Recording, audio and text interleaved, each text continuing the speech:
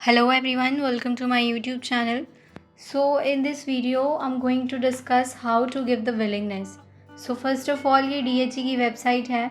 यहाँ आपको जाते ही यहाँ पे जो allotted list है with red color you have to click it. सीधा साइन इन करके भी कर सकते हो और you have to click it open sign in. This is the form जो कि centralized BCA के लिए थी. उसके बाद अगर विलिंगनेस देनी है आपको सेकंड काउंसलिंग के लिए ये 3 डॉट्स पे क्लिक करना है. ये ऑप्शंस में नीचे विलिंगनेस है. You have to click it to give your willingness as early as possible so that you can be eligible for the second round of counselling.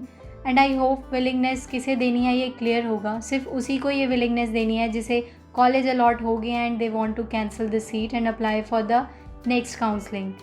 जिन्हें कॉलेजेस अलॉट ही नहीं हुए हैं, मेरिट लो है, वो ऑलरेडी एलिजिबल है, they don't have to give the willingness. Written आ रहा है you have already submitted your willingness.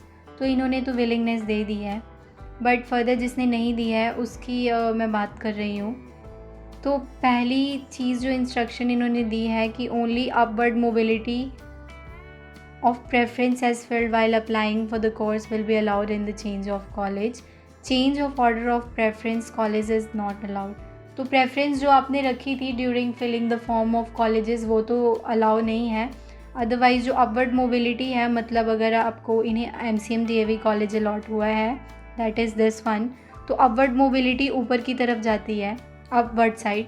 तो इन कॉलेजेस में अलॉटमेंट होगी 46, 42, 11 कोएड एंड गर्ल्स. तो इन्हीं में हो सकती है. I hope this is clear. Upward mobility क्या होती है.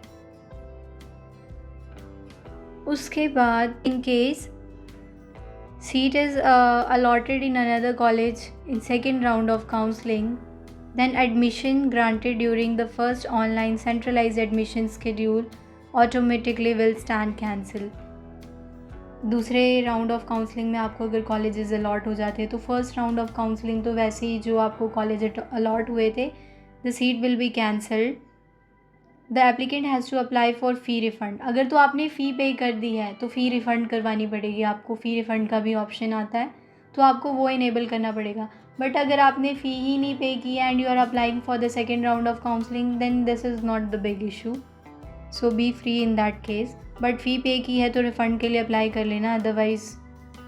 Third instruction is applicant who have not been allotted college because of being lower in merit. ये वही बात है कि second round of counselling schedule के लिए वो ऑलरेडी एलिजिबल हैं जिन्हें लो मेरिट्स की वजह से नहीं मिला है college and they don't have to try to give the willingness for second online admission schedule. And ये इंपॉर्टेंट इंस्ट्रक्शन आज 14 जुलाई है. बाय 5 PM विलिंगनेस दे दो. This is to be clicked and display of list of applicant for second online admission schedule at DHE website ही होगी जैसे important instruction या red line में आती है ये रेड अलर्ट करके.